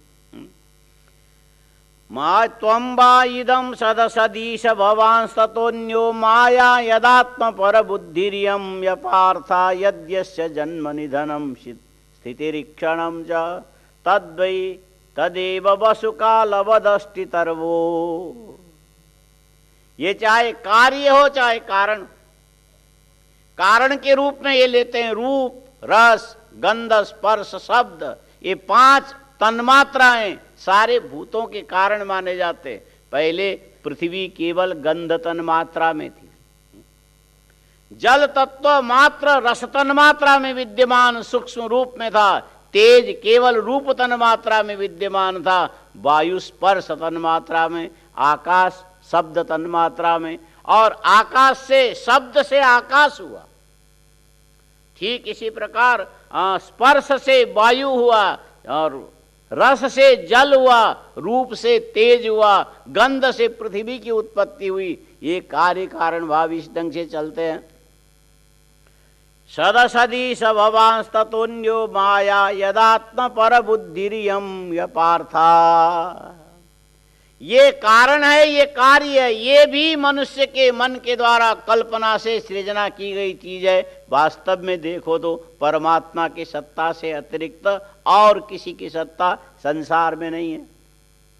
नस्येदमात्मनि जगद विलयाम्बु मध्ये शेषेत्मना निज सुखानुभवो निरीह योगेन मीलित दृगात्म निपीत निद्रस्तूर्ये स्थितो न तु तमो न गुणांश्चयुंसे। प्रहलाद जी बोलते, आप इस समय तो हिरण्यकशिपु के वध करने के लिए विलक्षण नरहरि के रूप में आप प्रकट होकर के सारी दुनिया को चकित कर रहे हैं, लेकिन कोई समय ऐसा था ये पृथ्वी गंध में लीन हो गई, गंध जाकर के जल के रस तत्व में लीन हो गया, जल भी रस में लीन होने के बाद क्रमशः करते करते अंत में सारा चराचर जगत प्रकृति में लीन हो, और सारी प्रकृति को अपने आप में लीन करके आप जल के अंदर शेष शैया के ऊपर सो गए। सोए का मतलब नींद में नहीं है, नींद में और भगवान के शेष शैया में शयन करने में फर्क है। भगवान शेष के अंदर योग निद्रा में है। योग निद्रा में और निद्रा में फर्क है। नींद में क्या फर्क होगा भाई? योग निद्रा और निद्रा क्या फर्क? योग निद्रा में क्या फर्क है? हाँ, निद्रा योग निद्रा बोलते अलग अलग, फर्क यहीं से करो। निद्रा में खर्राटे आते हैं, हाँ सीधा ये लक्षण, और योग निद्रा में खर्राटे नहीं आएंगे।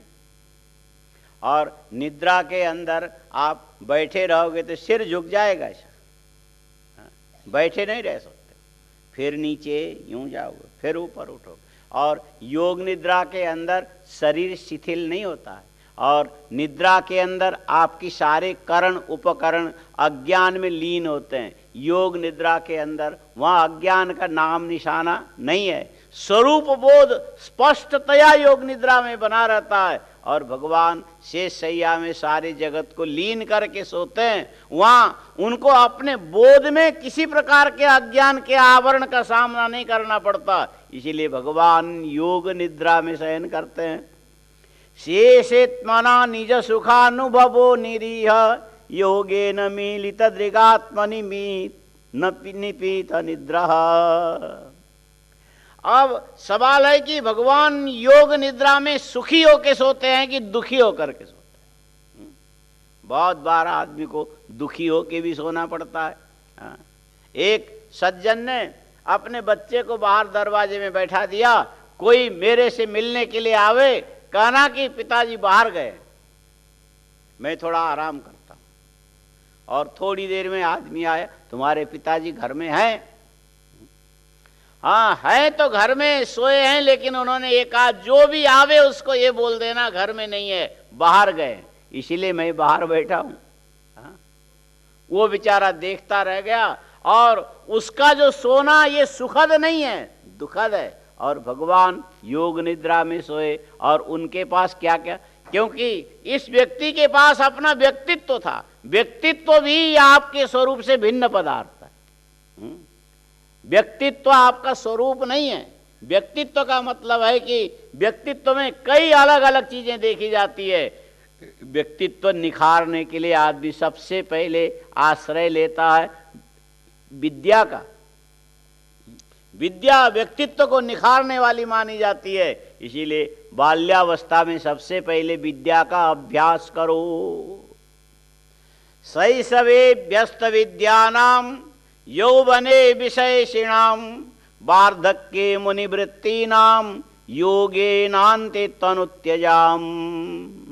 ये हमारे संस्कृति के यही सबसे बड़ी विशेषता है। बाल्यावस्था में विद्या का अभ्यास करो, युवावस्था में तुम विषय का उपभोग करो, और वृद्धावस्था आने पर तुम मुनिवृत्ति को धारण करो। और अंत में यही मुनिवृत्ति योग के द्वारा शरीर छोड़ने की योग्यता तुम्हें प्रदान करे। ये हमारे सनातन परंपरा इस ढंग से चलती है। वार्धक्ये मुनिवृत्ति नाम योगे नान्ते तनुत्यजाम। हमारे काशी में महात्मा लोग शास्त्र चिंतन करते रहते थे। कई ढंग के लोग सब जगह मिलते हैं। ये भगवान की सृष्टि में किसी चीज की कमी नहीं है, हर प्रकार के व्यक्ति हर जगह। और एक महात्मा जी बोलते, देखो आदर्श तो ये है शैशवे व्यस्त विद्या नाम, लेकिन बहुत सारे व्यक्ति ऐसे होते हैं बचपन में विद्या का अभ्यास न करके खाली बदमाशी का अभ्यास करते हैं। वो महात्मा जी बोलते हैं यौवने विषयिणाम।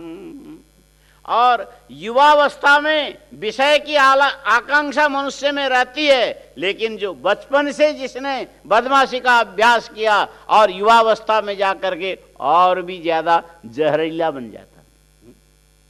वार्धक्ये मुनिवृत्ति नाम योगे नान्ते तनुत्यजाम। वो महात्मा जी बोलते, वो व्यक्ति वृद्धावस्था में जाकर के मुनिवृत्ति न होकर के दुष्ट वृत्ति नाम। अच्छा, हमने कहा कि महात्मा जी सारा उलट फेर कर दिया, फिर शरीर कैसे छोड़ेगा? दुखे नान्ते तनुत्यजाम। अंत में सिर पीट पीट करके जीवन में मैंने क्या किया, मुझे क्या मिला, अंत में मर जाएगा रोते रोते।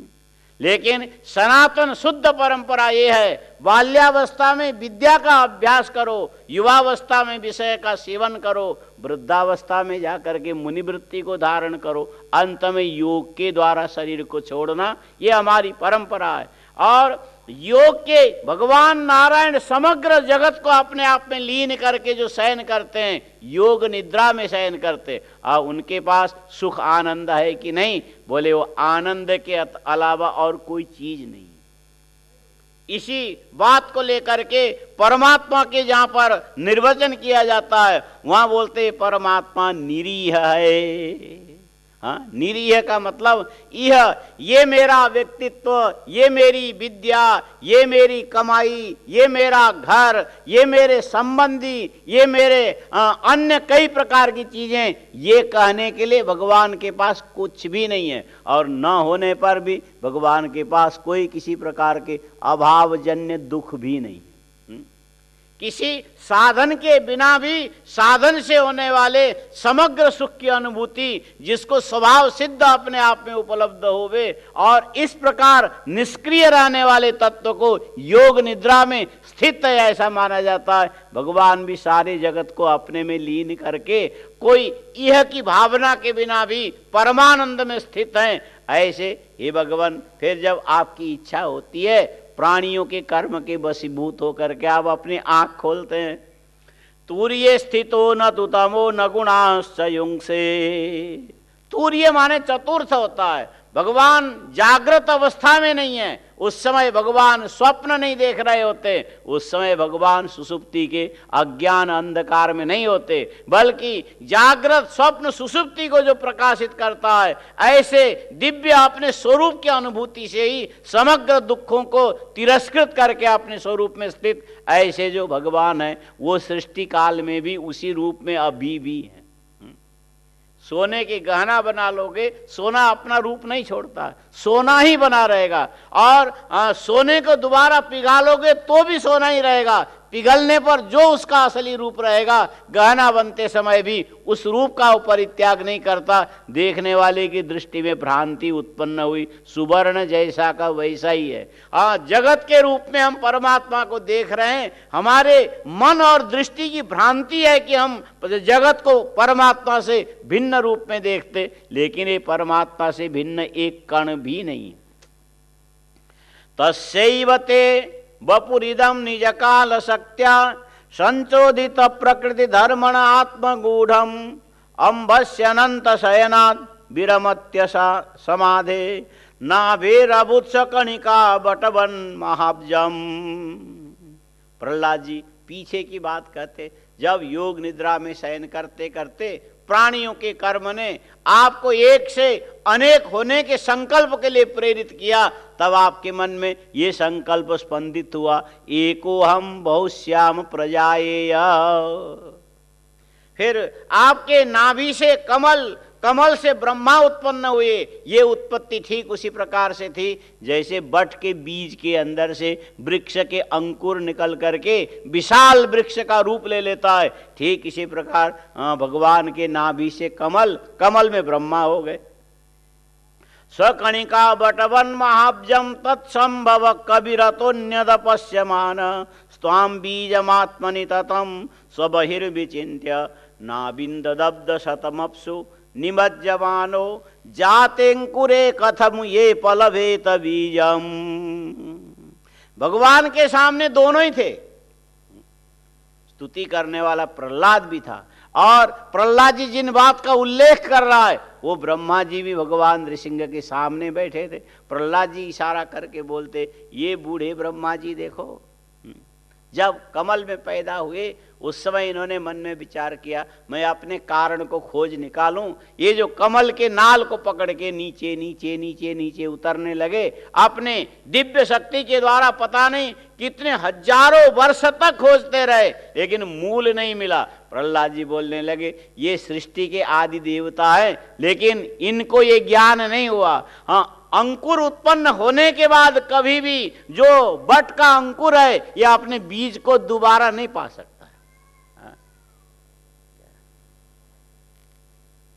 अंकुर उत्पन्न होने पर ये जो अंकुर है, वृक्ष है, कभी भी अपने बीज के पूर्व रूप को खोजने के लिए दी जाए तो उसको उपलब्ध नहीं होता है। बीज ध्वंस हुए बिना कभी अंकुर की उत्पत्ति नहीं होती। बट में तो कहां जाओगे, लेकिन आप देखते हो खेत में चने बोने का समय आ रहा है। क्या बोलते, चना, बड़ा रुचिकर अन्न है चना। पहले तो दिल्ली में सब जगह रेलवे स्टेशनों में चना बेचते थे। नहीं होता, बड़ा अच्छा बोलते भी थे पुरानी दिल्ली रेलवे स्टेशन में चने बेचने। अब तो मिलते नहीं है, अब तो बड़े बड़े दुकान वालों ने उनको अस्तंगत कर दिया, दिखते नहीं। पहले तो टोकरी में चना ले करके, सिर पर पगड़ी बांध करके, और साथ में एक छोटे से मटके के अंदर जो ओपले की आग जला के बीच में धुआं निकालते हुए चलते थे। जितनी लंबी गाड़ी खड़ी है प्लेटफार्म में चले और बोले ये मेरा चना बना है आला, जिसको खाते दिल्ली के लाला। ऐसा पहले बोलते थे, आप लोगों ने सुनी? जिनकी धोती ढीली ढाली, क्या क्या बोलते थे। अच्छा, ये सुनकर के लाला बोलता अच्छा भाई दे दे।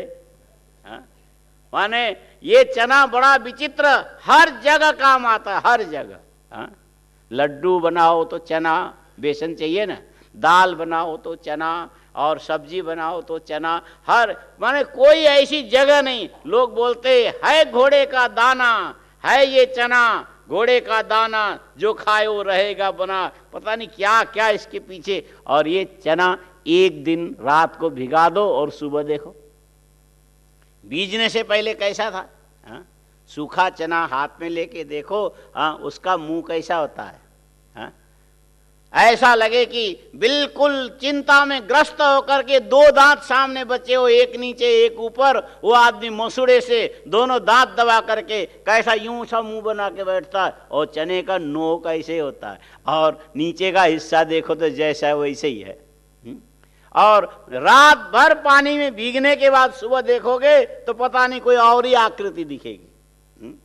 और एक आदमी कहता है रेल ट्रेन में यात्रा करने में अच्छे अच्छे रहस्य का ज्ञान होता है, और वो बोलता है देखो स्वामी जी, ये भिगा हुआ चना और रेलवे लाइन के किनारे जो लोटा लेकर के बैठते, दोनों की आकृति एक ही जैसी है। हाँ?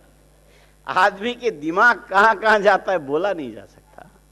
अच्छा, अब एक दिन भीगेगा और दूसरे दिन उसके अंदर से अंकुर निकलेगा, और तीसरे दिन ये छिलका अलग होकर के दो फाड़े अलग अलग पड़े रहेंगे, फिर उसके बीच में से जड़ें नीचे जाएगी। अब जमीन से बाहर निकलने के बाद ये जो चने का पौधा है, यदि अपने अलग होने वाले जो दाल के दो फाड़े हैं उसको खोजने के लिए जाए तो ये नष्ट हो चुका रहेगा। अंकुर उत्पन्न होने के बाद कभी भी बीज बचा नहीं रहता है। बीज ध्वंस अंकुर उत्पत्तो कारणम। और ये ब्रह्मा जी इतने बूढ़े, इनको पता नहीं, ये जो बटवृक्ष के बीज के समान भगवान नारायण के नाभि के कमल से जब ये उत्पन्न हो गए, इनको कारण कहां से मिलेगा? बीज तो पहले फट गया और खोजने के लिए गए तो वहां उनको कोई कारण सामग्री नहीं मिली। ब्रह्मा जी की ओर भगवान नृसिंह देखने लगे, बात सही है, तो ठीक बोलता है, ये कारण खोजने गया था लेकिन कुछ पता नहीं लगा। नाभेश तत्संभव कविरतुन्यदपश्यमान स्वाम बीजमात्मनि ततम स बहिर्विचिन्त्य नाभिन्ददब्द शतमप्सु निमज्जमानो जातिंकुरे कथमु ये योपलभेत बीजम। प्रहलाद जी बोलते, अरे वटवृक्ष को अथवा चने के पेड़ को पहले वाले बीज खोजने की आवश्यकता नहीं, तुम बढ़ते जाओ बढ़ते जाओ बढ़ते जाओ, फूल आएगा, फल आएगा, उसके बाद तुम्हारे अंदर ही बीज का भाव छिपा हुआ है। और जिस परमात्मा से तुम्हारी उत्पत्ति हुई, यदि तुमको खोजने के कौशल तुम्हारे अंदर होता, अपने अंतरात्मा में खोजते, वो परमात्मा निश्चित मिलता। इसीलिए भगवान को खोजने के लिए दुनिया में कहीं भी जाओ, मिल भी सकता, नहीं भी मिल सकता है, लेकिन अपने अंतरात्मा में खोजोगे निश्चित मिलेगा। इसमें कोई किसी प्रकार के व्यत्यय माने विकल्प नहीं है, मिलेगा ही मिलेगा। ये ब्रह्मा जी ने भी, प्रहलाद जी बोलने लगे, बूढ़े ब्रह्मा जी बैठे, इनसे पूछ लो। सत्वात्मयोनिरति विस्मिता स्थितोब्जम काले न तीव्र तपसा परिशुद्ध भाव त्वामात्मनि स भुवि गंधमिवाति सूक्ष्मं भूतेन्द्रिया संयमये विततम ददर्श। और आपने ही ये ब्रह्मा जी को ये इशारा कर दिया कि तप करो, आकर के सामने नहीं, किसी भी प्रकार से चेतना में ये बोध कराया, तप करो यदि तुमको अपने कारण को जानने की इच्छा है। ब्रह्मा जी ने हजारों वर्ष कमल के आसन के अंदर बैठ करके तप किया। तप का और कोई अर्थ नहीं है। तप का क्या मतलब है?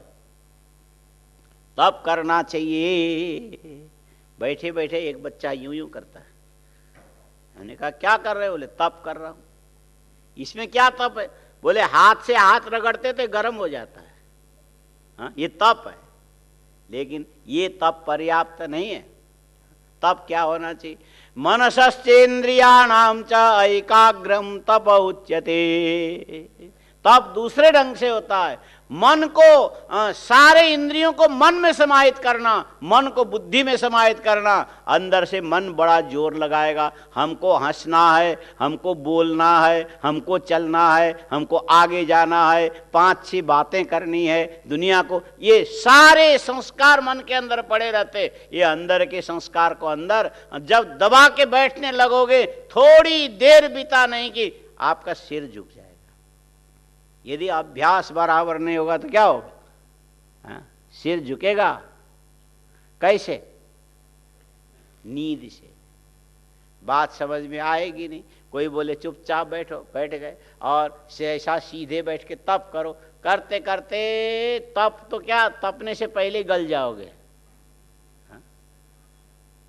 जैसे खिचड़ी गली हुई, वो थप्पी पर थप्पी लगाया नहीं जा सकता, न जहां रखोगे थाली में फैल जाएगी। और ऐसे आपकी तपस्या भी, यदि मन सजग नहीं रहा, वो लीन अवस्था में जाने लग जाए, शरीर के शिथिलीकरण में ले जा करके आपको बिखेरने लग जाता है। ये ब्रह्मा जी ने तप किया तो बड़ी सावधानी से किया। मनसश्चेन्द्रियाणाम च ऐकाग्रम तप उच्यते।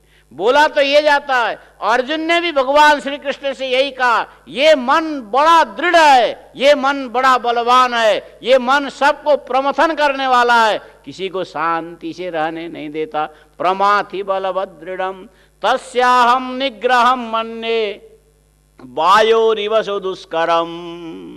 जैसे चलते हुए वायु को रोकना कठिन काम है, ठीक इसी प्रकार ये जो उन्मार्ग में जाने वाला मन को रोकना हमको तो नहीं लगता कि संभव जैसा दिखता। आप बताओ भगवान क्या करना चाहिए? भगवान ने जवाब दिया, अभ्यासेन तु कौन्तेय वैराग्येण च गृह्यते। हाँ, हम ये मानते हैं कि मन बड़ा बलवान है। भगवान कहते हैं अर्जुन, मन बलवान भी है और कमजोर भी है, ये पकड़ में भी आता है। कैसे पकड़ में आया? तो भगवान कहते वैराग्येण च गृह्यते। पहले करो अभ्यास। हाँ? सबसे पहला अभ्यास यह है कि एक आसन में स्थिर हो करके बैठने का अभ्यास करो। स्थिरम सुखम आसनम, बड़ा मुश्किल काम है, सहज नहीं है। स्थिर होकर के एक आसन में बैठना ये साधारण तप नहीं है, बहुत बड़ा तप है। ब्रह्मा जी ने सबसे पहले आसन को स्थिर करने की कोशिश की और इस बीच में मन अंदर से तूफान मचाता है। चूल्हे में प्रेशर कुकर को रखा जाए और चूल्हा जला दिया जाए और उसके बाद सीटी बजे नहीं, ऐसा हो नहीं सकता। अंदर से मारेगा वो प्रेशर तो सीटी बजेगी बजेगी। और अंदर ये मन भी इसी ढंग से एक जगह बैठोगे शांति से उबलने लगता है। लेकिन मन में सीटी के ढक्कन को खोलने की स्वयं में क्षमता नहीं है। पानी के भाप तो सीटी के ढक्कन को ऊपर उठा सकता है, लेकिन मन में ये शक्ति नहीं है। मन कहेगा कि तुम तो आसन लगा करके बैठ गए और दुनिया बाहर सड़क में घूम रही है और साथ में मोबाइल लेकर के बात कर रही है और मैं भी बात कर सकता हूँ, कितना मजा आता। तो अब उस मन से कह दो, जा भाई तुम मोबाइल भी खरीद ले, पैसा भी मेरे पास वहाँ पड़े हैं, लेके जा, मैं शरीर से तुमको साथ नहीं दूंगा। मन अकेला जा सकता है? आपके जेब से रुपया निकाल के ले जाके मोबाइल लेके क्या क्या करके फलाना फलाना और सड़क में खड़े होकर के बात करे, अकेला मन नहीं कर सकता। इसके लिए उसको आपके हाथ की आवश्यकता है, आपके दिमाग की जरूरत है, आपकी वाणी की जरूरत है और आपकी गति की आवश्यकता, आपके प्राण की जरूरत है। और ये सारी चीजें स्थिर करके रखोगे, बेचैन जरूर होगा लेकिन स्वयं मन कुछ कर नहीं सकता। भगवान कहते इस मन को नियंत्रण करने का अभ्यास करो अर्जुन, इससे मन बस में आ सकता है। अभ्यासेन तु कौन्तेय वैराग्येण च गृह्यते। अर्जुन ने कहा महाराज जीवन में मैंने बड़े बड़े अभ्यास किए हैं। भगवान कहते जो किया उसको भूल जा, आगे कर। जो किया तो हो गया, अब उसको बोल के क्या करेगा। बोले उस समय का अनुभव मुझे मालूम है, जब एक आसन में स्थिर होकर के बैठने की मैं कोशिश करता था और अंदर से मन ऐसा तूफान मचा के रखता था, लेकिन तूफान मचा के भी तुम्हें हिला नहीं सका। वो तो इसीलिए नहीं हिला सका, मुझे बड़े बड़े काम करने थे, उसके लिए शक्ति अर्जित करनी थी। यदि मन के बस में रहता तो ये शक्ति मुझे मिलती नहीं। ये शक्ति यदि न मिलती तो महाभारत में आपके साथ मैं इस प्रकार बड़े बड़े महारथियों के सामने खड़ा नहीं हो सकता था। एक निश्चित उद्देश्य था, इसीलिए मन मार करके बैठ गया। भगवान कहने लगे यही तो मेरा कहना है। हाँ, मन नहीं मरता ऐसा नहीं, मरता भी नहीं है और मारा भी जा सकता है, निष्क्रिय भी किया जा सकता है। इसकी प्रवृत्ति को साथ नहीं दोगे, मन अपने आप आपको खींच के नहीं ले जा सकता। यही अभ्यास सबसे पहली सीढ़ी है। अभ्यासेन तु वै कौन्तेय वैराग्येन च गृह्यते। और मन को तुम्हें विचलित करने की शक्ति कहां से मिलती है? तुम्हारे मन के अंदर के राग से मिलती है। ये वस्तु हमको चाहिए, उससे हमें आनंद आएगा। विषयों के द्वारा आनंद की अनुभूति ये मन पहले उत्पन्न करता है, उसके बाद विषयों में आपको दौड़ाता है। और यदि आपके मन में पूर्ण वैराग्य होवे, ये मन कितना भी जोर लगावे आपको अपने अभ्यास से विचलित नहीं कर सकता। ब्रह्मा जी कमल के आसन के ऊपर इस प्रकार अभ्यास करके बैठ गए। बहुत लंबा समय लगा उनको आसन स्थिर करने में, लेकिन आसन स्थिर होने के बाद धीरे धीरे अब मन केवल हल्का हल्का हल्का संकल्प मात्र करना। बहुत से लोग बोलते हैं कि गुरुजी जप करने बैठते हैं तो मन बड़ा तूफान मचाता है, जो जीवन में कभी याद नहीं आया होगा और इस समय आता है। हम कहते आने दो, तुमको कौन से उठ के दरवाजा खोलना। मन में कोई बातें आ गई तो आपको दरवाजा खोलना पड़ता है क्या? पानी पिलाना पड़ता है? चाय बनाने जाना पड़ता है क्या? कुछ नहीं करना पड़ेगा, आने दो। जितने भी चीजें मन के अंदर आती आने दो, आप केवल दृष्टा बनो, साक्षी बनो। जैसे तेज गति से चलने वाली ट्रेन में बैठे हो, खिड़की से बाहर देख रहे हो, पता नहीं कितने सारे दृश्य आते, कितने सारे जाते हैं। उस दृश्य आने वाले के साथ आप नहीं दौड़ते हो, जाने वाले के पीछे आप रुक नहीं जाते हो, ये सब देखते चले जाते हो। ठीक इसी प्रकार मन कुछ भी करता नहीं है, अनंत दृश्य ला करके संस्कार के द्वारा आपके अंदर उपस्थित करता है। आप देख लो, देखने से आपका क्या बिगड़ा? गाड़ी से बाहर देखते समय आपने नदी देखा, नाला देखा, पुल देखा, खेती देखा, जानवर देखा, ये सारे जानवर आपके अंदर नहीं आए। मन के अंदर संस्कार से दुनिया के दृश्य आता तो आने दो, आप अपने जगह से न हिलो। ब्रह्मा जी ने यही काम किया, बैठे रहे, करते करते करते जब मन शिथिल हो गया, देखा कि ये मेरा साथ देने वाला व्यक्ति नहीं है। जब मन को पता लगे कि किसी से कोई मदद मिलने वाली नहीं, शांत होकर के बैठ गया। जहां मन शांत हुआ, इसके बाद ब्रह्मा जी की बुद्धि में शक्ति प्रकट होने लगी। त्वामात्मनि भुविगंधमिवाप्ति सूक्ष्मं भूतेन्द्रियाशयमये विततं ददर्श।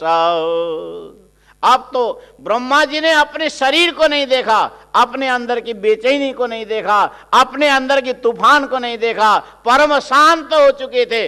अब वो विचार करने लगे, मेरे अंदर मैं देखने वाला कितने अंगों में विभक्त हूं। ब्रह्मा जी विचार करते, एक संकल्प करने वाला मन है, और एक विकल्प निश्चय करने वाली बुद्धि है, और तीसरा आश्रय देने वाला अहंकार है, और चौथा सारे संकल्प विकल्प के लेखा जोखा रखने वाला चित्त है, और ये चारों को प्रकाशित करने वाला इसके अंदर आत्मा है।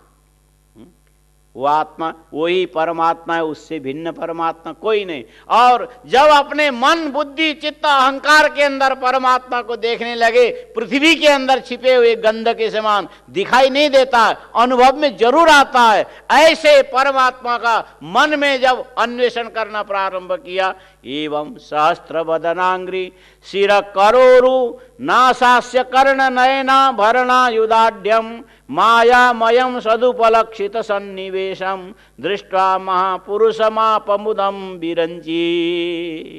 अब ब्रह्मा जी को धीरे धीरे धीरे अपने अंतःकरण में परमात्मा की अनुभूति करने के बाद ये ज्ञान उत्पन्न हो गया। संसार में जितने भी आंख वाले व्यक्ति हैं, कितने आंख होंगे दुनिया में, कोई हिसाब है? आप लोग यहाँ कितने बैठे होंगे? गिनती तो हमने भी नहीं किया, अंदाजे ही बोल दो कितने होंगे। हाँ हाँ, 400 हैं, 700 हैं।